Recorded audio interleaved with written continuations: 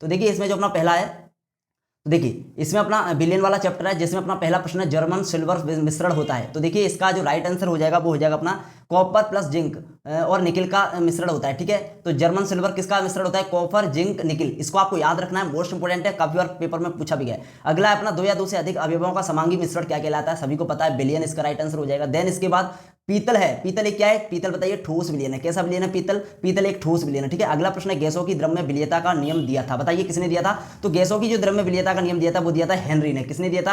Henry ने। Henry इसका right answer हो जाएगा। नेक्स्ट अपन प्रश्न देख लेते हैं पांचवा, एथेनॉल जल में घुलनशील है, इसका मुख्य उदाहरण बताइए। तो एथिलीन जल में घुलनशील है, इसका मुख्य उदाहरण हो जाएगा द्रव विलयन। द्रव विलयन इसका राइट आंसर हो जाएगा। ठीक है, द्रव विलयन उदाहरण है इसका। अगला अपना यदि 5.85 ग्राम NaCl को 250 ग्राम अपन जल में घोलेंगे तो विलयन की मूलरता। तो देखिए विलयन की मूलरता आप इस फॉर्मूले में रख के निकालना चाहो तो देखो मैं आपको बता देता हूं। एम इक्वल टू आपने पढ़ा होगा विलयन की मूलरता, M equal to W B upon M B into 100 upon V M. ठीक है, वी एम एल। ठीक है, एम एल में भी तो यहाँ पर आपने पढ़ा होगा, आयतन है एम एल में। यहाँ पर आपने डब्ल्यू बी की वैल्यू यहाँ पर दी गई है 5.8। ठीक है, 5.85 रख देनी है, 5.85 रख देनी है। और एम बी की वैल्यू कितनी दी गई है? एम बी की वैल्यू यहाँ पर आपको निकाल लेनी है। ठीक है, इसकी वैल्यू आएगी 58.5। ठीक है, और इंटू 1000 कर देंगे। और अपना वीएम आयतन कितना दिया है बताइए? आयतन दिया अपना 250 ml इसका राइट आंसर। ठीक है, 250 हो जाएगा। इसके बाद इसको जब अपन सोल्व करेंगे तो इसका जो राइट आंसर आएगा वो आएगा 0.4।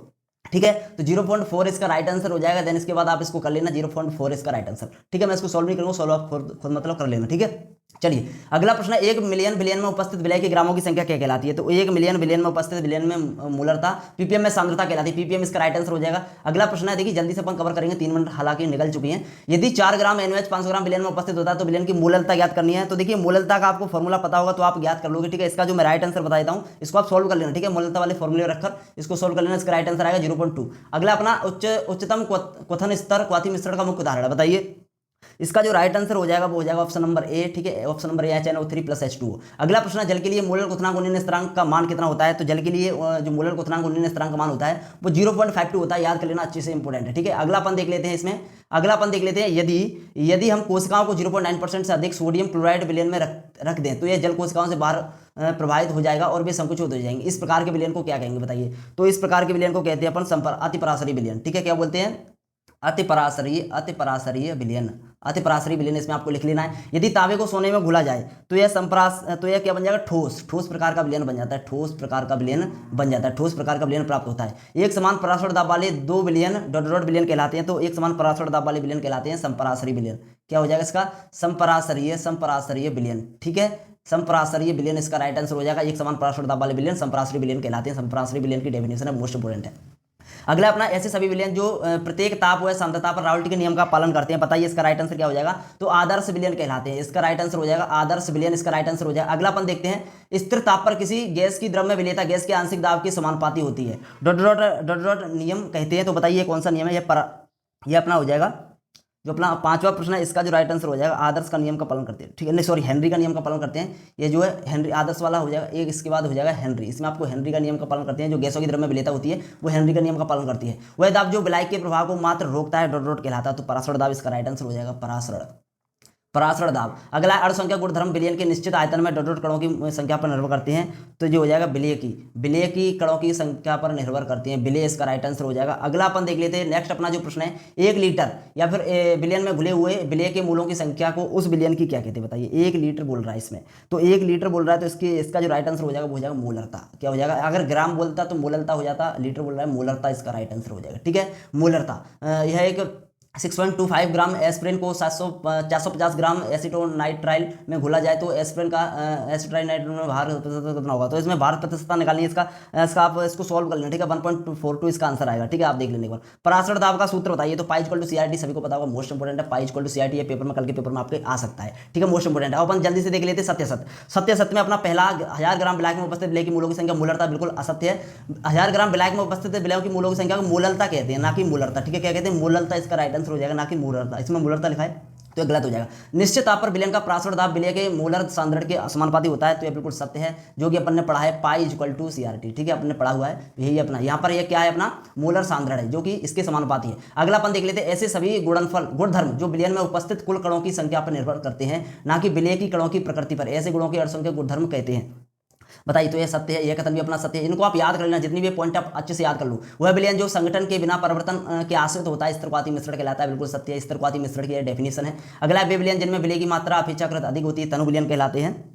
तो यह अपना असत्य है, असत्य है। वो सांद्र विलयन कहलाते हैं। कौन से विलयन कहलाते हैं? सांद्र विलयन कहलाते हैं, जिनमें विलय की मात्रा अपेक्षाकृत अधिक होती है, वो सांद्र विलयन कहलाते हैं, ना कि तनु विलयन। तो यह अपना असत्य है। अगला अपना जल विलयन में उपस्थित फ्लोराइड आयनों की 1 ppm मात्रा दंत क्षय को रोकती है, किंतु 1.5 ppm मात्रा दांतों को प्रवर्तित या फिर पीलापन को दूर करती है। अपना बिल्कुल सत्य है, ठीक है, अपना कथन बिल्कुल सत्य है। अगला है ऐसा मोलर द्रव्यमान जो सामान्य मान की तुलना में निम्न या उच्च होता है, असामान्य मोलर द्रव्यमान कहलाता है। तो यह भी अपना सत्य है, ठीक है, यह भी कथन अपना सत्य है। अगला अपन देख लेते हैं 8वां, सोडा जल एवं शीत पेयों में CO2 की विलेयता बढ़ाने के लिए बोतल को अधिक दाब पर बंद किया जाता है। बिल्कुल सत्य है। जो ठंडे पेयजल होते हैं उसमें कार्बन डाइऑक्साइड भरी जाती है, ठीक है, ताकि वह ज्यादा दिनों तक चल सके। ठीक है, अगला अपना साम्यावस्था में वाष्प प्रवस्था हमेशा उस अवयव की धनी होती है जो अधिक वाष्पशील होते हैं। तो यह भी अपना सत्य है, यह कथन भी अपना सत्य है। इस प्रकार से आपको कर लेना, ठीक है। नेक्स्ट अपन देख लेते हैं, 9 मिनट अपने निकल चुके हैं। विलयन में जो एक निश्चित संगठन पर राउल्ट के नियम से अत्यधिक धनात्मक विचलन प्रदर्शित करते हैं उच्चतम क्वथनांक, यह अपना कथन असत्य है, क्योंकि यह कथन क्या है? असत्य है।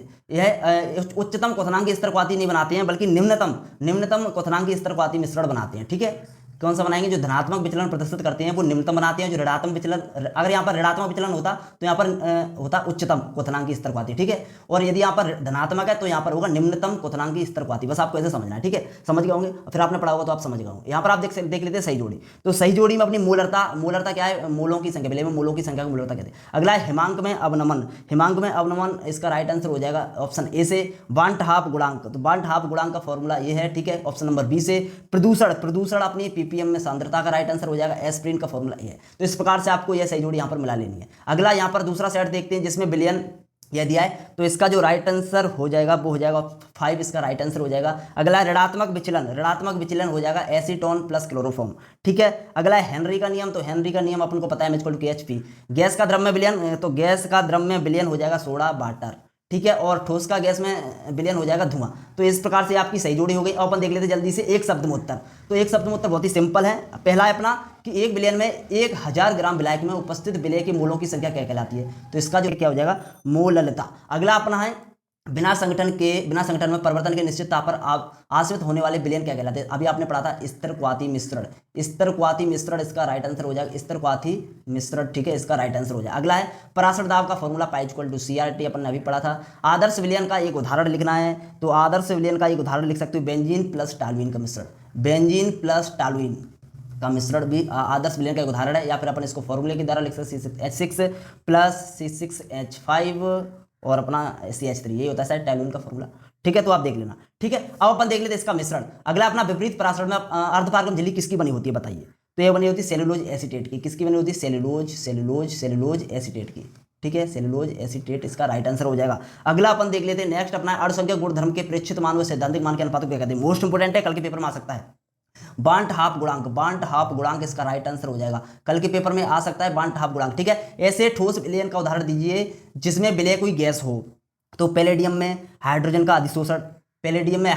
अधिशोषण, यह इसका राइट उदाहरण हो जाएगा, PD है, ठीक है, PD। या फिर आप हिंदी में लिख सकते हो पैलेडियम में हाइड्रोजन का अधिशोषण, ठीक है, इस प्रकार से आप लिख सकते हो। अगला अर्धपारगम झिल्ली मुख्य रूप से किसकी बनी होती है? तो यह सभी को पता है, चर्मपत्र, इसका राइट आंसर हो जाएगा। अगला है अपना विलयन में विलय की मात्रा कम होने पर विलयन कहलाता है। तो यह तनु विलयन कहलाएगा। कौन सा विलयन? तनु, ठीक है, तनु, इसका राइट आंसर हो जाएगा। अगला 1 मिलियन विलयन में उपस्थित विलय की मात्रा को क्या कहते हैं? तो यह ppm में सांद्रता, इसका राइट।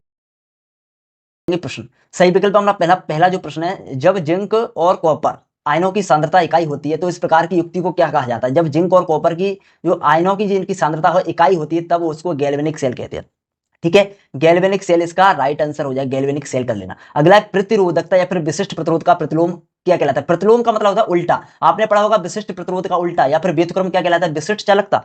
वेरी मोस्ट इंपोर्टेंट है पेपर के लिए भी, ठीक है, अच्छे से तैयार कर लेना।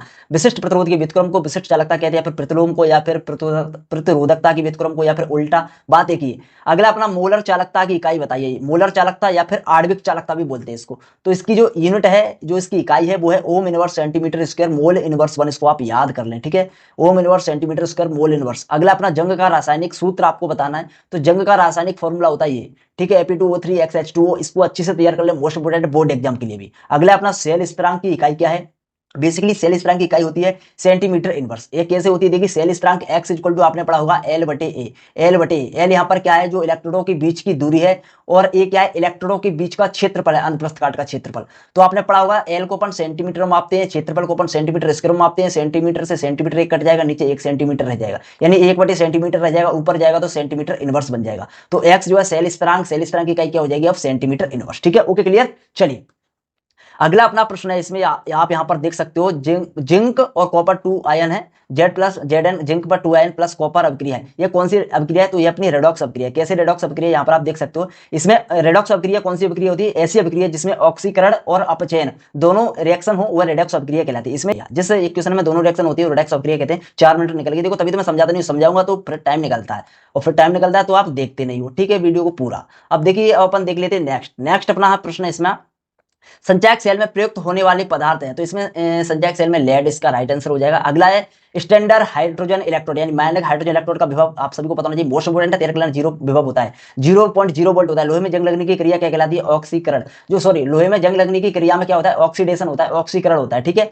क्या होता है, ऑक्सीकरण होता है। अगला अपना चालक सेल के इलेक्ट्रॉनों के मध्य की दूरी, इलेक्ट्रोडों के मध्य के बीच की दूरी और इलेक्ट्रोड के अनुप्रस्थ काट का क्षेत्रफल क्या कहलाता है, तो आपने अभी पढ़ा है, अभी जस्ट अभी, C इक्वल टू L बटे ए। ये क्या है, बीच की दूरी, इलेक्ट्रोडों के बीच की दूरी बटे अनुपात किसके है, अनुप्रस्थ काट के क्षेत्रफल का अनुपात क्या कहलाता है, सीसा संचय सेल स्थिरांक कहलाता है। क्या कहलाता है, सेल स्थिरांक। इसका राइट आंसर आप कर लो, सेल स्थिरांक कर लो इसका राइट आंसर। चलो जल्दी से, सेल स्थिरांक इसका राइट आंसर हो जाएगा। नेक्स्ट अपन देख लेते हैं, अपन नेक्स्ट अपने हैं क्या बोलते हैं, रिक्त स्थान। जल्दी से कर लेते हैं अब रिक्त स्थान, 5 मिनट अपने निकल गए। अब देखिए मानक हाइड्रोजन इलेक्ट्रोड या नॉर्मल हाइड्रोजन इलेक्ट्रोड सेल का विभव कितना होता है, अभी पढ़ा है। मानक जो हाइड्रोजन इलेक्ट्रोड है उसका होता है 0.0 वोल्ट, 0.0 वोल्ट होता है। अगला लोहे पर जिंक धातु की परत चढ़ाना, बताइए क्या कहलाता है, तो लोहे पर जिंक धातु की परत चढ़ाना कहलाता है गैल्वेनीकरण। गैल्वेनीकरण कहलाता है, गैल्वेनीकरण इसका राइट आंसर हो जाए। अगला है सीसा संचयक सेल में विद्युत अपघटन का उपयोग किया जाता है।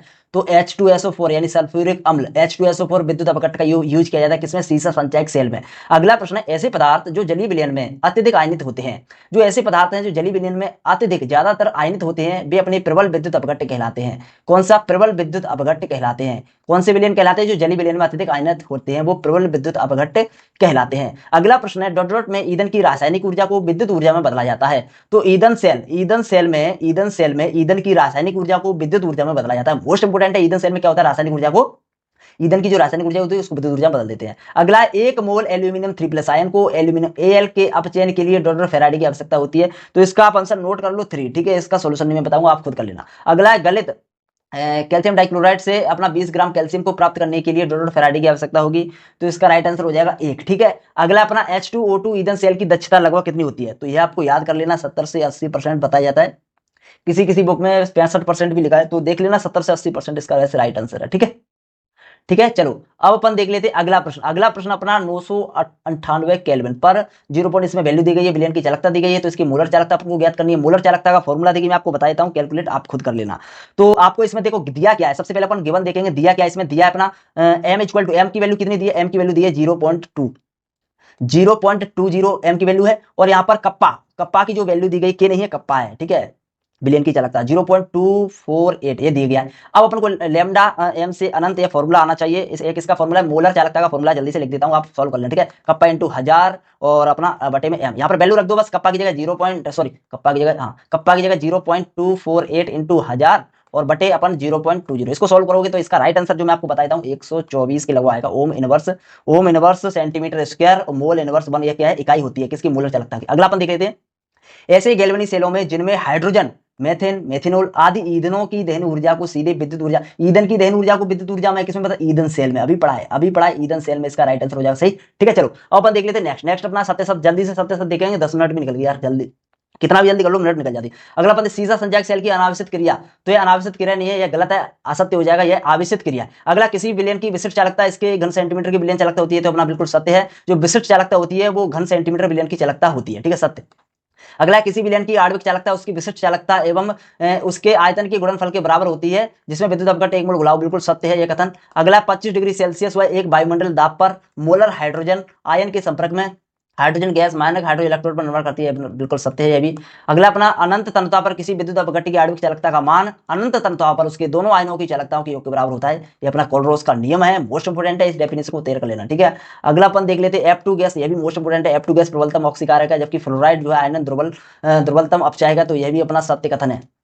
जब इलेक्ट्रॉन एक सिरे से प्रवेश करते हैं दूसरे सिरे से निकल जाते हैं, इसकी इसीलिए धात्विक चालन का संगठन अपवर्तित रहता है, तो यह भी अपना सत्य है, ठीक है। यह भी अपना कथन सत्य है। गैल्वेनिक सेल क्यों है अर्ध सेल?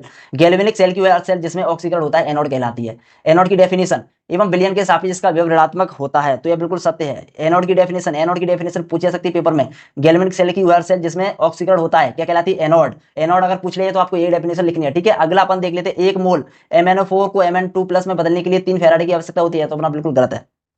अगला अपन देख लेते संचारण में धातु ऑक्सीजन की इलेक्ट्रॉन देकर ऑक्सीकृत हो जाती है, ठीक है। धातु जो ऑक्सीजन को इलेक्ट्रॉन देकर ऑक्सीकृत हो जाती है एवं इसका ऑक्साइड बन जाता है, तो यह भी कथन अपना बिल्कुल सत्य है। संचारण की क्रिया में ऑक्सीडेशन ही होता है, ऑक्सीकरण की क्रिया होती है। सही जोड़ी जल्दी से मिला लेते हैं, सही जोड़ी तो अपना 1 मोल कॉपर 2 आयन से 2, तो यह कौन सी अभिक्रिया है? अपनी अपचयन अभिक्रिया है। अभी बताया तो कॉपर क्या करता है? ग्रहण करता है इलेक्ट्रॉन को, ठीक है। अगला अपना यह जो अपनी अभिक्रिया वो उपचयन या फिर ऑक्सीकरण अभिक्रिया है, ठीक है। 1 फैराडे होता है 96,500 हो जाएगा। विद्युत रासायनिक सेल एक डेनियल सेल भी है, बोलते हैं इसको। कोलरोस का नियम का फॉर्मूला हो जाएगा ये, ठीक है। द्वितीयक सेल होता है सीसा संचायक सेल, और सेल स्थिरांक होता है, इकाई होती है सेंटीमीटर इनवर्स। अभी पढ़ा था x = L/A, ठीक है। पढ़ा था अभी सेल स्थिरांक सेंटीमीटर इनवर्स में, तो क्या आ जाएगा, ठीक है। चलिए एक बात में उत्तर देख लेते हैं जल्दी से, 5-6 ज्यादा नहीं। ऐसी अभिक्रिया जिसमें ऑक्सीकरण एवं अपचयन साथ साथ हुआ, अभिक्रिया क्या कहलाती है? जल्दी बताइए। ऑक्सीकरण और अपचयन सभी को पता है, रेडॉक्स अभिक्रिया कहलाती है। रेडॉक्स अभिक्रिया पूरा लिखना है, ठीक है। अगला ऐसी युक्ति जिसके द्वारा रासायनिक ऊर्जा को विद्युत ऊर्जा में बदला जाता है, रासायनिक ऊर्जा को विद्युत ऊर्जा में बदला जाएगा, तो विद्युत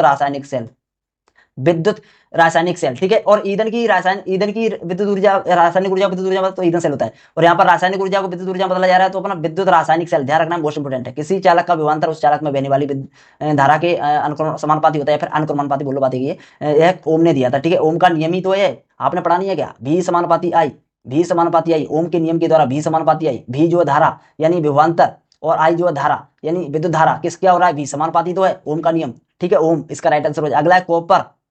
क्या कॉपर सल्फेट विलयन को जिंक बर्तन में रखा जा सकता है? बिल्कुल नहीं, रख देंगे तो गला देगा जिंक के बर्तन को। अगला है अपना प्रबल अपचायक का एक उदाहरण लिखिए, तो निकल लिख लो भाई साहब, निकल इसका राइट आंसर हो जाएगा। प्लेटिनम इसका राइट आंसर हो जाएगा। अगला है अपना नम वायुमंडल या रासायनिक अवकर्मकों द्वारा धातुओं को धीरे धीरे नष्ट करना क्या कहलाता है? संचरण कहलाता है। संचरण तो पूछा ही जाएगा, आप देख लेना, संचरण मोस्ट इंपोर्टेंट है, ध्यान रख लेना। अब देखिए 7वां 8वां प्रश्न, 9वां 10वां रह गया, 4 प्रश्न रह गए। किसी विलयन की तन्यता के किसी विलयन चालकता जो है तन्यता के साथ घटती है, तो हाँ घटती है, हाँ। लेकिन क्यों घटती है? तो क्यों घटती है इसका कारण, तन्यता बढ़ाने से एकांक आयतन में आयनों की संख्या में कमी हो जाती है। क्या होती है? एकांक आयतन में, एकांक इसमें लिखना है, एकांक आयतन में आयनों की संख्या में क्या होती है? कमी। इसके कारण क्या होता है? तन्यता घटती है। अगला है गैल्वेनिक सेल के दोनों इलेक्ट्रोडों के बीच का विभवांतर क्या कहलाता है? मोस्ट इंपोर्टेंट है, विद्युत वाहक बल कहलाता है। क्या कहलाता है? विद्युत वाहक बल। इसको पूरा पूरा लिख लो, शॉर्ट में लिख दिया, ठीक है। इसको EMF भी बोलते हैं, EMF, ठीक है। EMF या फिर इंग्लिश में EMF, हिंदी में अपना विद्युत वाहक बल। अगला है नम वायुमंडल या रासायनिक अभिकर्मकों द्वारा धातुओं का धीरे धीरे नष्ट होना। बताइए, सिंपल है। कितनी बार आ गया? संचरण तो पूछा ही जाएगा, ठीक है, आप देख लेना। अगला अपना बोर्ड एग्जाम में भी आएगा। अगला सीसा संचायक सेल की आवेशित होने वाली क्रिया लिखिए, तो सीसा संचायक सेल की आपको आवेशित होने वाली PB, इसको रिएक्शन है, आप लिख लेना, नोट कर लो इसको। 2H2O, और इससे क्या बनेगा? PbO2, और अपना प्लस PbA, और प्लस अपना 2H2 H2SO4 बन जाएगा, सल्फ्यूरिक अम्ल। इस प्रकार से पूरी रिएक्शन है। ये PB है, यहाँ पर PB यानी दिख रहा है, तो यहाँ पे लिख लो PB, ठीक है। यहाँ पर अपना प्रश्न है, F ब्लॉक के तत्वों को कहा जाता है, तो F ब्लॉक के तत्वों को क्या कहा जाता है? तो अंतः संक्रमण तत्व कहा जाता है। और जो D ब्लॉक के तत्व होते हैं उन्हें क्या कहा जाता है? उन्हें कहा जाता है संक्रमण तत्व, ठीक है। तो इस प्रकार से आपको तैयार कर लेना है। F ब्लॉक के तत्वों को अंतः संक्रमण तत्व कहते हैं, और D ब्लॉक के तत्वों को क्या कहते हैं? संक्रमण तत्व कहते हैं। ध्यान रखना, दोनों ही मोस्ट इंपोर्टेंट है, पेपर में काफी बार पूछे जाते हैं। अब अगला अपन देख लेते हैं, लेंथेनाइट तत्वों का सामान्य इलेक्ट्रॉनिक विन्यास कितना होता है? बताइए। तो जो अपने लेंथेनाइट जो होते हैं, अपने लेंथेनाइट तत्वों का जो इलेक्ट्रॉनिक विन्यास होता है वो होता है अपना, इसका राइट आंसर हो जाएगा ऑप्शन ए, ठीक है। ऑप्शन ए इसका राइट आंसर हो जाएगा, इसका इलेक्ट्रॉनिक विन्यास ए है। अगला अपना प्रश्न है, जो जिंक, कैडमियम और मरकरी का जो सामान्य इलेक्ट्रॉनिक विन्यास क्या है? तो इसका जो इलेक्ट्रॉनिक विन्यास होगा वो हो जाएगा अपना राइट आंसर, इसका ऑप्शन ए, ठीक है। ऑप्शन ए इसका राइट आंसर हो जाएगा, ठीक है। ये इसका इलेक्ट्रॉनिक विन्यास हो जाएगा। अगला अपन देख लेते हैं, अंतः संक्रमण तत्व इसमें कौन सा है? तो इसमें अंतः संक्रमण तत्व सीरियम, इसका राइट आंसर हो जाएगा, ऑप्शन नंबर सी इसका राइट आंसर है। अगला अपन देख लेते हैं, Fe3+ आयन में अयुग्मित इलेक्ट्रॉनों की संख्या कितनी है? तो इसमें अयुग्मित इलेक्ट्रॉनों की संख्या कितनी है? 5, ठीक है। अगला अपन को तैयार करना है, डी ब्लॉक के कौन से तत्व, बहुत ज्यादा इंपोर्टेंट है, कल के पेपर मिल सकता है, सॉरी 8 तारीख के पेपर में, डी ब्लॉक के कौन से तत्व संक्रमण तत्व नहीं कहलाते हैं? तो बताइए कौन से तत्व जो संक्रमण तत्व नहीं कहलाते, जिंक, कैडमियम और अपना मरकरी। ठीक है, ये अपने संक्रमण तत्व नहीं है। अगला अपन देख लेते हैं ऐसे संक्रमण तत्व का नाम बताइए जो परिवर्तनीय ऑक्सीकरण अवस्थाएं नहीं दर्शाता है। बताइए, तो ऐसे संक्रमण तत्व अपने, इसका राइट आंसर हो जाएगा ऑप्शन नंबर डी, इसका सही आंसर हो जाएगा। ठीक है, अगला अपन देख लेते हैं निम्न में से कौन सा तत्व +2 ऑक्सीकरण अवस्था नहीं दर्शाता है। Cadmium, mercury, zinc, copper. बताइए इसका राइट आंसर क्या हो जाएगा, तो इसका राइट आंसर हो जाएगा कॉपर। कॉपर जो है +2 ऑक्सीकरण अवस्था नहीं, देखो वैसे तो इसमें इसका जो है सभी आंसर सही है। इसमें आप देख सकते हो जो कैडमियम है वो भी +2 ऑक्सीकरण अवस्था दर्शाता है, अपना मरकरी है वो भी दर्शाता है, जिंक भी +2 दर्शाता है, कॉपर भी दर्शाता है। लेकिन इसका कॉपर इसीलिए राइट आंसर हो जाएगा क्योंकि जो कॉपर है वो कभी कभी +1 भी दर्शाता है ऑक्सीकरण अवस्था, इस वजह से इसका राइट आंसर कॉपर हो जाएगा। ठीक है, अगर आएगा पेपर में तो आपको कॉपर करना है। ठीक है, और वैसे इसकी चारों की ऑक्सीकरण अवस्था 2 होती है। निम्न में से कौन सी सिक्का धातु है, तो सिक्का धातु अपन सभी को पता है, इसका राइट आंसर हो जाएगा कॉपर और एजी और एयू। ठीक है, अगला अपना लेंथेनाइड श्रेणी के कौन सा सदस्य आसानी से +4 ऑक्सीकरण अवस्था दर्शाता है। इसमें से कौन सा लेंथेनाइड तत्व है जो +4 की ऑक्सीकरण अवस्था दर्शाता है, तो अपना सीरियम इसका राइट आंसर हो जाएगा, मोस्ट इंपोर्टेंट है। अगला अपन देख लेते हैं, अब देखिए इस वीडियो अपन 2 नंबर वाले, 3 नंबर वाले, 4 नंबर वाले जितने प्रश्न उन पर टिक भी लगवा देंगे और आपके लिए मॉडल पेपर भी हम तैयार कर रहे हैं। ठीक है, आपके लिए मॉडल पेपर भी आने वाला है, परसों आपका मॉडल पेपर आ जाएगा, कल आ सकता है, फिर परसों आ जाएगा। ठीक है, अगला प्रश्न है संक्रमण तत्वों का सामान्य इलेक्ट्रॉनिक विन्यास बताइए। तो बताइए संक्रमण तत्वों का सामान्य इलेक्ट्रॉनिक विन्यास क्या होता है, तो N-1D। ठीक है, और 1 से 10 इलेक्ट्रॉन। ठीक है, इस प्रकार से आपका हो जाएगा, और यहाँ पे आप लिख लेना NS 1 से 2। इस प्रकार से आपका यह संक्रमण तत्वों का सामान्य इलेक्ट्रॉनिक विन्यास है। अगला डॉट संक्रमण धातु द्रव अवस्था में पाई जाती है, तो इसका हो जाएगा मरकरी, Hg, इसका राइट आंसर हो जाएगा। अगला प्रश्न है यूरेनियम के बाद आने वाले सभी तत्व डॉट कहलाते हैं। बताइए क्या कहलाते हैं, तो इसका जो राइट आंसर हो जाएगा ट्रांस यूरेनियम तत्व। ठीक है, ट्रांस यूरेनियम तत्व कहलाते हैं। क्या कहलाते हैं, ट्रांस यूरेनियम तत्व, इसका राइट आंसर हो जाएगा ट्रांस यूरेनियम तत्व। ठीक है, इस प्रकार आपको लिख लेना ट्रांस यूरेनियम तत्व। अगला है जिगलर नाटा उत्प्रेरक का सही सूत्र लिखना है, तो इस जिगलर नाटा उत्प्रेरक का सही सूत्र लिखना है, तो इसका आपको फॉर्मूला याद कर लेना। ठीक है, C2H5 का होल 3 और एल्यूमिनियम Al+Ti और अपना हो जाएगा Cl4।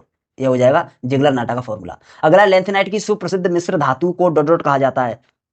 मिश्र धातु को कहा जाता है, तो मिश्र धातु कहा जाता है। क्या कहा जाता है, मिश्र धातु, इसका राइट आंसर हो जाएगा। इसमें आपको मिश्र धातु वाले जो अपना जीडी का इलेक्ट्रॉनिक विन्यास, इसका जो इलेक्ट्रॉनिक विन्यास होता है वो हो जाएगा, देखिए अपना इसका इलेक्ट्रॉनिक विन्यास जीनोन। ठीक है, और इसके बाद 4f7 और SD1 और 6s2, इस प्रकार से आपका ये हो जाएगा जो जीडी का इलेक्ट्रॉनिक विन्यास। अगला अपना KMnO4। ठीक है, मैं Mn की ऑक्सीकरण संख्या क्या है बताइए, तो इसकी ऑक्सीकरण संख्या अपनी +7 इसका राइट आंसर है। जिंक में केवल डॉट ऑक्सीकरण अवस्था प्रदर्शित करता है, जो जिंक जो अपन को पता है +2 ऑक्सीकरण अवस्था प्रदर्शित करता है। अगला है पोटेशियम पर मैग्नेट का सूत्र लिखना है, तो पोटेशियम पर मैग्नेट का फॉर्मूला है, आप देख सकते हो KMnO4।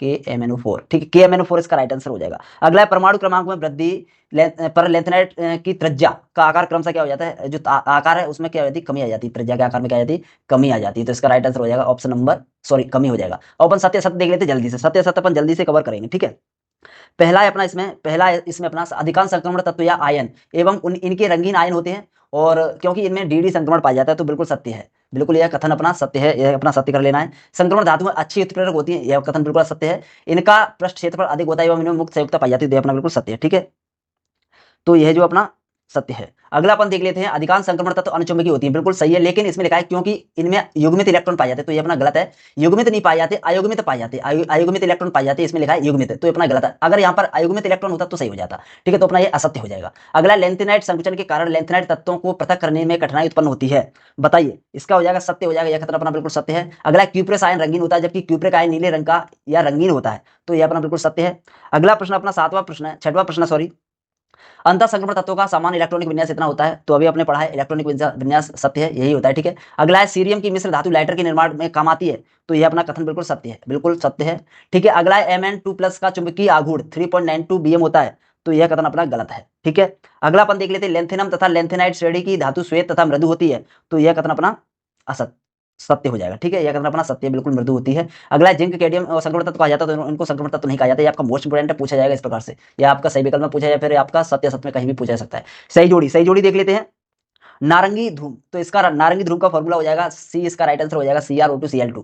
ठीक है, 3D1 4s2, इसका जो राइट आंसर हो जाएगा वो हो जाएगा ऑप्शन E Sc। और PM, इसका जो राइट आंसर हो जाएगा, PM क्या है, रेडियोधर्मी तत्व है। और जिंक क्या है, अपना रंगहीन है, तो इसका हो जाएगा रंगहीन। ठीक है, रंगहीन इसका राइट। पायरोलुसाइड का फॉर्मूला आपको पता है, पायरोलुसाइड का फॉर्मूला MnO2, इसका राइट आंसर हो जाएगा। अब अपन देख लेते हैं एक शब्द में उत्तर, 8 मिनट अपनी निकल चुकी हैं। अब यहाँ पर एक शब्द में उत्तर देख लेते हैं बस जल्दी से। अब जल्दी से देखते हैं अपने एक शब्द में उत्तर। प्रथम संक्रमण श्रेणी में कौन सी धातु अधिकतम ऑक्सीकरण अवस्था दर्शाती है, तो मैग्नीज इसका राइट आंसर हो जाएगा। ठीक है, Mn।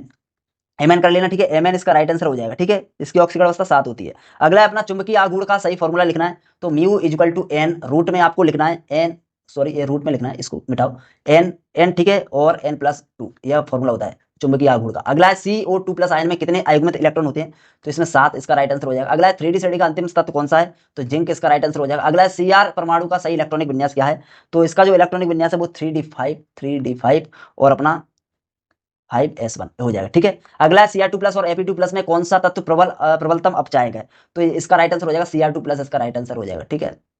अगला लेंथेनाइट की कौन सी ऑक्सीकरण अवस्था अधिक स्थायी होती है? बताइए कौन सी ऑक्सीकरण अवस्था अधिक स्थायी होती है? तो +3 इसका राइट आंसर हो जाएगा। अगला है GD2+ आयन का इलेक्ट्रॉनिक विन्यास। देखिए अभी अपन ने GD का लिखा था, अब अपन लिखेंगे GD2+ का, तो इसमें 2 इलेक्ट्रॉन जो कम हो जाएंगे बस। यहाँ पर आप देख सकते हो जिनॉन, ठीक है, जिनॉन और (4f7) और 5d1, ठीक है, और 6s0। और जब यहाँ पर GD अकेला होता है तो यहाँ पर 0 की जगह 2 आ जाता है, बस सिंपल। अगला अपन देख लेते हैं लेंथेनाइट तत्वों का सामान्य इलेक्ट्रॉनिक विन्यास। लेंथेनाइट तत्वों का अभी अपन ने पढ़ाई था, लेंथेनाइट तत्वों का सामान्य इलेक्ट्रॉनिक विन्यास 4f1 - 14, 1 से 14, 5d0 से 1 और अपना 6 2, ठीक है, s2। पायरोलुसाइड का फॉर्मूला लिखना है, MnO2 हो जाएगा, MnO2, ठीक है, पायरोलुसाइड का फॉर्मूला। इस प्रकार से आपके हो गए अपने एक शब्द में उत्तर। अब इसमें जो अपना पहला है प्रश्न है, प्राथमिक संयोजकताएं सामान्य रूप से आयनित होती हैं तथा यह किस आयन द्वारा संतुष्ट होती हैं?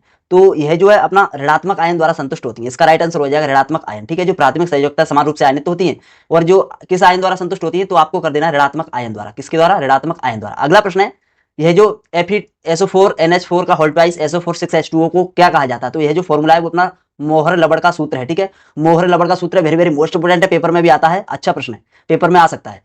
अगला अपना प्रश्न है, द्विदंतुर लिगेंड का मुख्य उदाहरण क्या है? तो इसमें कौन सा द्विदंतुर है? तो अपना ऑप्शन सी इसका राइट आंसर हो जाएगा, EN जो है द्विदंतुर है। अगला प्रश्न है, HCN और NO2 एक दंतुर या फिर बहुदंतर या फिर उभयदंती क्या है, या फिर उदासीन लिगेंड है? तो कैसा लिगेंड है बताइए? तो यह जो है उभयदंती लिगेंड है। यह कौन सा लिगेंड है? उभयदंती, ठीक है। जटिल यौगिकों में केंद्रीय धातु परमाणु किस की तरह कार्य करती है? जो जटिल यौगिक होते हैं उसमें जो केंद्रीय धातु परमाणु है वो किस तरह कार्य करती है बताइए?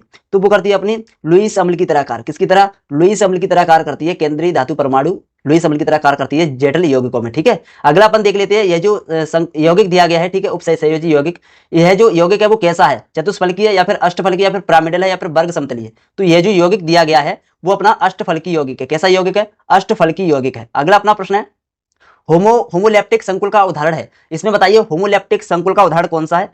तो इसका जो राइट आंसर हो जाएगा, होमोलैप्टिक संकुल का उदाहरण जो है वो इसका राइट आंसर हो जाएगा, ठीक है, टेट्रा कार्बोनेट निकल, इसका राइट आंसर हो जाएगा, डी ऑप्शन इसका राइट आंसर है, ठीक है। अगला अपन देख लेते हैं, गुरु कोष्टक के बाहर वाला आयनित समूह क्या कहलाता है? जो अपना गुरु कोष्टक होता है, जो बड़ा वाला कोष्टक होता है, जैसे कि यहाँ पर लगाए, ठीक है, तो गुरु कोष्टक वाला जो के बाहर जो आयनित समूह होता है वो क्या कहलाता है? प्रति आयन कहलाते हैं। क्या कहलाते हैं? प्रति आयन, ठीक है, प्रति आयन इसका राइट आंसर हो जाएगा। अगला है डाइक्लोरिडोबिस ट्राइफेनिल फास्जिन निकेल सेकंड, इसका फॉर्मूला क्या है? तो देखिए इसमें निकल दिया है, तो इस वाले फॉर्मूले में अपन देख सकते हो कहीं भी निकल नहीं है, ठीक है, तो ये तो अपना नहीं होगा, यहाँ पर निकल है और यहाँ पर भी निकल है। तो इसमें क्या है? फास्जिन भी दिया है, तो फास्जिन इसमें है, तो इसका ऑप्शन नंबर 20 का राइट आंसर हो जाएगा। इसमें निकल नहीं है तो इसका भी ये नहीं होगा, ठीक है, तो इसको आपको इसमें कर लेना है, ठीक है, ऑप्शन 20 का राइट आंसर हो जाएगा, ठीक है, ऑप्शन बी ये इसका फॉर्मूला है, ठीक है। अगला अपन देख लेते हैं, जो 10वां है, इसमें एक यौगिक दिया गया है, यह इसका आईपीएसी नाम क्या है? तो देखिए इसका जो आईपीएसी नाम है वो हो जाएगा ट्राइएमीन ट्राइएक्वा क्रोमियम थर्ड क्लोराइड, ठीक है, इसका आईपीएसी नाम बन जाएगा अपन का, ऑप्शन ए इसका राइट आंसर हो जाएगा। अब अपन देख लेते हैं जितने भी अपने एक शब्द में उत्तर है उनको देख लेते हैं, ठीक है, सॉरी रिक्त स्थान। तो अगला पहला इसमें अपस्फटन रोधी कार्बधात्विक यौगिक का सूत्र लिखना है, तो ये मोस्ट इंपोर्टेंट है, काफी बार पेपर में भी आ गया है। तो C2H5 का होल 4 और पैलेडियम धातु, ठीक है। तो इस प्रकार से अपना जो अपस्फटन रोधी है उसका कार्बधात्विक यौगिक सूत्र है, ठीक है। अगला अपना यह जो यौगिक दिया है, संकुल द्वारा जल में दिए गए कुल आयनों की संख्या, इस उपसहसंयोजी यौगिक में आयनों की संख्या कितनी है? तो 2 है। कितनी है? 2 है इसमें, ठीक है। अगला है EDTA का full form, EDTA very very most important है, ethylene diamine tetra acetate, ethylene लिख लेना है इसमें, एथिलीन डाइएमीन टेट्रा एसीटेट, ठीक है, एथिलीन डाइएमीन टेट्रा एसीटेट। अगला है अपना यह जो यौगिक दिया है इसमें PTN प्लेटिनम की समन्वय संख्या बताइए, तो इसकी जो समन्वय संख्या वो 6 है, ठीक है, प्लेटिनम की जो समन्वय संख्या है 6 है। अगला है यौगिक इसमें दिया गया है, तो 5वां प्रश्न है, इसमें पूछा गया किस प्रकार की समावयवता इसमें पाई जाती है? तो बताइए इसमें किस प्रकार की समावयवता है? यह जो है अपना यौगिक 2 दिए गए, इसमें आयनन समावयवता पाई जाती है, ठीक है, आयनन समावयवता इसमें आपको कर लेना, ठीक है। अगला है जो अपना यह दिया गया है यौगिक, जो अपना टेट्रा कार्बोनिल निकल है, आईपीएसी इसका नाम लिखना है, तो इसका हो जाएगा वही हो जाएगा टेट्रा कार्बोनिल निकल, ठीक है, इसका आईपीएसी नाम है ये, टेट्रा कार्बोनिल निकिल, ठीक है, यह इसका आईपीएसी नाम।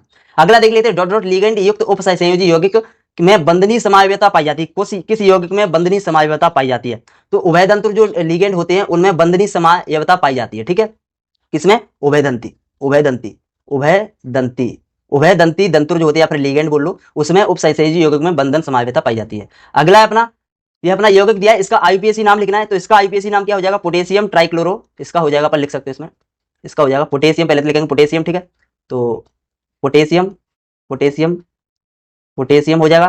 Try oxalato, tri, tri oxo, tri oxo, और यहाँ पर आपको लिखना है tri oxalato, tri oxalato, ferrate, ठीक है, फेरेट, फेरेट थर्ड, इस प्रकार से इसका आईयूपीएसी नाम हो जाएगा, ठीक है। चलिए अब अपन देख लेते हैं केंद्रीय धातु परमाणु से जुड़े हुए कुल लिगेंड की संख्या को क्या कहा जाता है। जो केंद्रीय धातु परमाणु से जितने भी लिगेंड जुड़े रहते हैं उनकी संख्या को क्या कहते हैं? समन्वयन संख्या की डेफिनेशन है, समन्वयन संख्या, समन्वयन संख्या कहलाती है। क्या कहलाती है? समन्वयन संख्या की डेफिनेशन है, ठीक है। अगला ये है, इसमें यौगिक दिया गया, इसका आईपीएसी नाम लिखना है। देखो एक आईपीएसी नाम तो पूछा ही जाएगा पेपर में, और आपके 1-2 नंबर में भी पूछे जाते हैं, तो 3-4 नंबर के आईपीएसी नाम आते हैं इस चैप्टर से। हेक्साएमीन कोबाल्ट, हेक्साएमीन कोबाल्ट, इसीलिए आपको आईपीएसी नाम बनाना सीख लेना, ठीक है। इसके ऊपर एक वीडियो लेकर आएंगे जिसमें आपको आईपीएसी नाम बनाना सिखा देंगे, क्योंकि जो आपके बोर्ड एग्जाम में भी ये आते हैं, थर्ड कोबाल्ट, ठीक है, थर्ड कोबाल्ट, ठीक है। इस प्रकार से आपका सही हो जाएगा। अब अपन सॉरी क्लोराइड है, कोबाल्ट, कोबाल्ट हो जाएगा, कोबाल्ट तो लिख ले, क्लोराइड हो जाएगा, इसकी जगह क्या आपको कर लेना है? क्लोराइड, ठीक है, क्लोराइड, ओके। चलिए अब अपन देख लेते हैं सत्य असत्य में जल्दी से।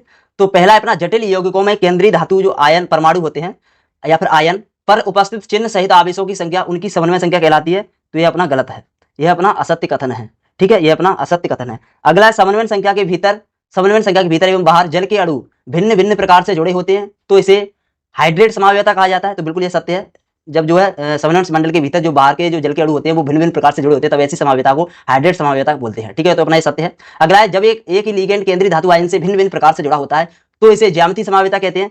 नहीं, तो इसे ज्यामितीय समावयवता नहीं कहते, इसे लिंकेज कहते हैं, इसे या फिर बंधन समावयवता भी कहते हैं, लेकिन ज्यामिति नहीं कहते। इसको क्या कहते हैं? बंधन, इसका राइट आंसर हो जाएगा बंधन या फिर लिंकेज समावयवता बोलते हैं। जब एक लिगेंड से केंद्रीय धातु आयन के भिन्न भिन्न प्रकार से जुड़ जाता है तब, ठीक है, एक ही लिगेंड से, तब इसको बंधन बोलते हैं। अगला फेरोसिन सैंडविच का सही सूत्र लिखना है। तो फेरोमिन से जो फेरोसिन सैंडविच का सही फॉर्मूला यही है, ठीक है, ये अपना सत्य हो जाएगा।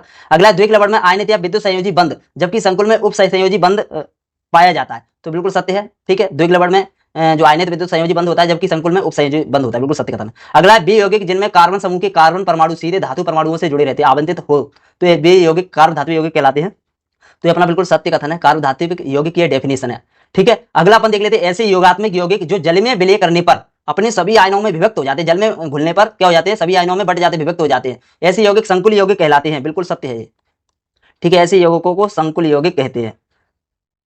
तो ऐसे यौगिकों को संकुल यौगिक नहीं कहते, गलत है ये अपना, गलत है, ठीक है। अगला है अपना, संकुल में जुड़ते हैं, इसमें विभक्त हो रहे हैं, संकुल में जुड़ते हैं, ठीक है, इसमें विभक्त हो रहे हैं, तो अपना गलत है, विभक्त हो रहे हैं इसमें, ठीक है, संकुल में जुड़ते हैं। अगला अपना 8वां प्रश्न है, इसका जो राइट आंसर हो जाएगा अपना सत्य कथन है, ठीक है, इसका आईपीएसी नाम पूछा तो अपना सत्य है। अगला क्लोरोफिल, हीमोग्लोबिन, विटामिन B12 उप संयोजन यौगिक है।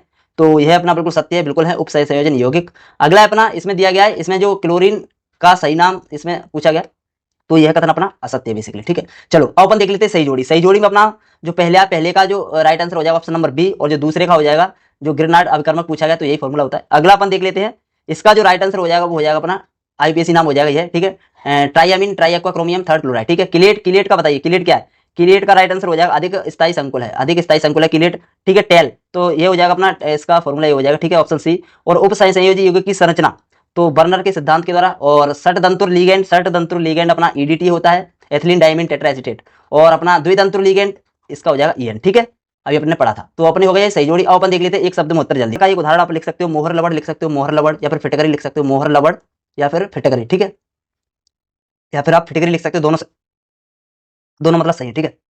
अगला इसमें फिटकरी का फॉर्मूला लिखना है, ठीक है। देखिए बोलते बोलते गला भी सूख जाता है। फिटकरी का फॉर्मूला हो जाएगा K2SO4, K2SO4, K2SO4 Al2 Al2 Al2SO4 Al2SO4 और होल थ्राइस, और इसका हो जाएगा 24H2। इस प्रकार से आपको फिटकरी का आपको फॉर्मूला लिख लेना है, ठीक है। अगला अपना अपना है, इसका आईपीएसी नाम लिखना है। तो इसका आईपीएसी नाम हो जाएगा डाइएमीन, डाइएमीन, डाइएमीन, डाइएमीन है, ठीक है। और क्लोरिडो डाइएमीन, क्लोरिडो डाइएमीन, क्लोरिडो, और nitro nitro nitro nitro nitro, और क्या हो जाएगा इसका?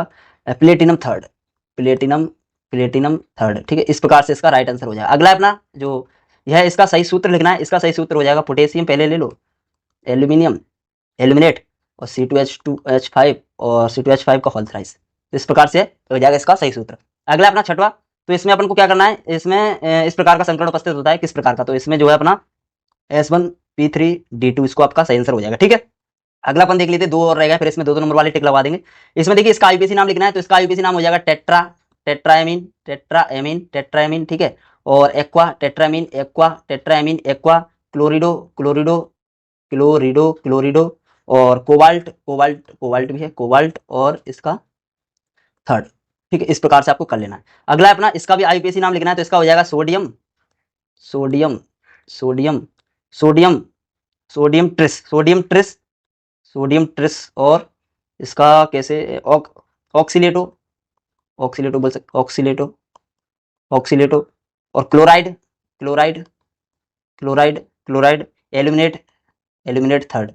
Aluminate third. इस प्रकार से आपका ये हो जाएगा। इसका अभिक्रिया क्या कहा जाता है, मतलब ये कौन सी अभिक्रिया, ये कौन सी रिएक्शन है, ये जो रिएक्शन दी गई है ये कौन सी रिएक्शन है, तो ये अपनी रिएक्शन है फिकेंस्टील। ठीक है, फिकेंस्टील इसका राइट आंसर हो जाएगा, फिंकेलस्टील इसका राइट आंसर हो जाएगा। ठीक है, ऑप्शन सी इसका राइट आंसर हो जाएगा। अगला क्लोरोबेंजीन की क्रिया किसके साथ कराने पर डीडीटी बनता है, तो क्लोरोबेंजीन की क्लोरल के साथ अपन क्रिया कराते हैं तो अपना डीडीटी बन जाता है। क्लोरोक्विन जो अपना क्लोरोक्विन का उपयोग जो है किस बीमारी के उपचार के लिए किया जाता है, तो जो क्लोरोक्विन है उसका यूज किया जाता है मलेरिया के उपचार के लिए। वेरी वेरी मोस्ट इंपोर्टेंट है बोर्ड एग्जाम के लिए भी।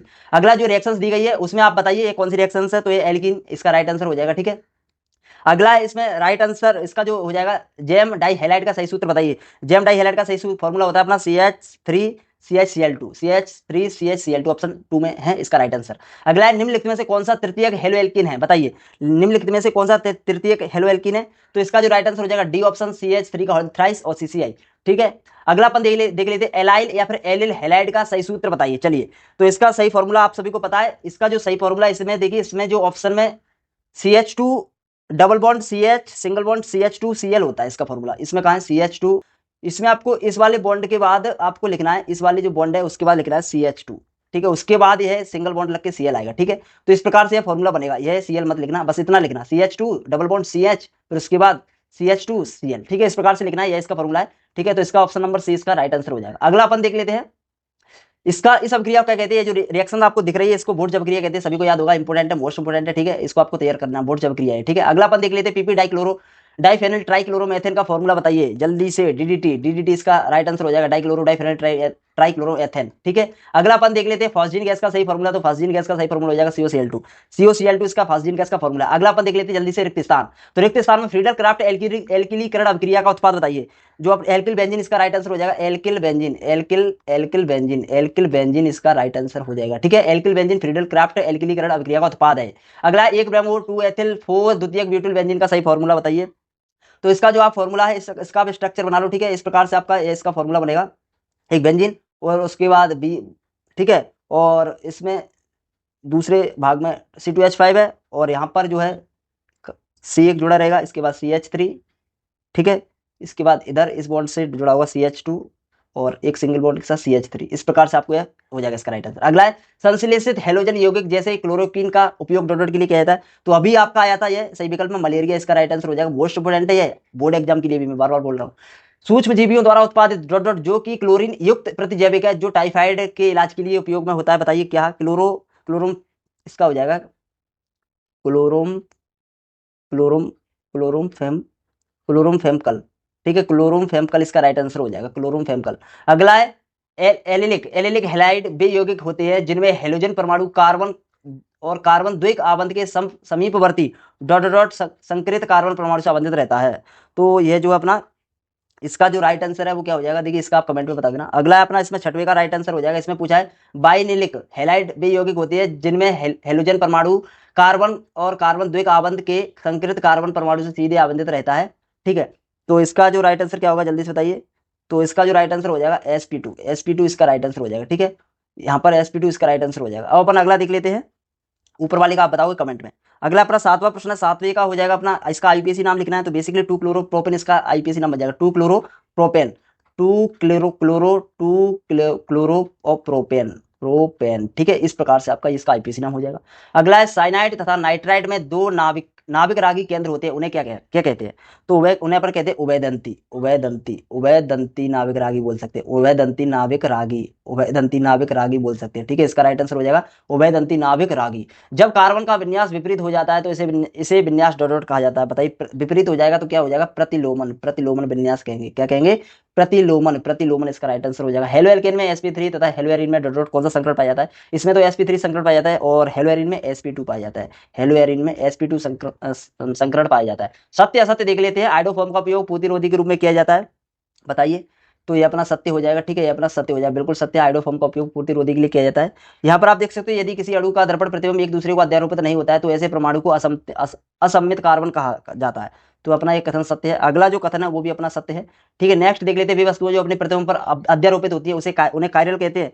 तो ये अपना गलत हो जाएगा, बिल्कुल नहीं। और ये इंपोर्टेंट है, कल के 8 तारीख के पेपर में आ सकता है। सेठ जेफ के अनुसार वे हाइड्रो हेलोजनीकरण क्रिया के फलस्वरूप वह एल्कीन मुख्य रूप से निर्मित होती है जिसमें द्विआबंधी कार्बन परमाणुओं पर एकल समूह की संख्या अधिक होती है। क्या यह सत्य है? तो अपना यह सत्य है। अगला है अपना, यह अपना कथन असत्य है। ठीक है, ये अपनी रिएक्शन गलत है और ये अपनी रिएक्शन सत्य है। फिटिंग अभिक्रिया की रिएक्शन है। ठीक है, इंपोर्टेंट भी फिटिंग अभिक्रिया। अगला ये अपना कथन सत्य, यह भी अपना कथन सत्य है और यह इसका घटता क्रम है, क्वथनांक का घटता क्रम है। और इसमें जो प्रतिबिंब रूप के रेशमिक मिश्रण में परिवर्तित होने के प्रक्रम को रेशमीकरण कहते हैं। तो बिल्कुल सत्य है, यह आपका इंपोर्टेंट है, यह आपका इंपोर्टेंट है। अगला अपन देख लेते हैं, मैथिलीन क्लोराइड का आंखों से सीधा संपर्क होने से कॉर्निया जल सकता है। तो बिल्कुल जल सकता है, सत्य इसका कथन हो जाएगा। इसमें देखो काफी प्रश्न ऐसे हैं जो मतलब हटा दिए गए हैं, लेकिन ये मतलब सिलेबस से कुछ टॉपिक हटा दिए गए, लेकिन उस टॉपिक से इसमें प्रश्न पूछे गए। तो ऐसा कहीं बोर्ड एग्जाम में ना हो जाए बस, क्योंकि त्रिमासिक एग्जाम में है तो कोई दिक्कत नहीं है, क्योंकि जो आपका इसका हो जाएगा सी उत्तर। ठीक है, और सेट जेब का नियम इसका हो जाएगा डी उत्तर, या सेट जेब का नियम। पराक्साइड प्रभाव, तो ये हो जाएगा इसका right answer option A. Board जब क्रिया कार्बोनिल क्लोराइड हो जाएगा। Sorry sorry sorry sorry sorry, board जब क्रिया ही होगा, बोर्ड जब क्रिया, इसको आप हटाओ। अब मिट जाए यार,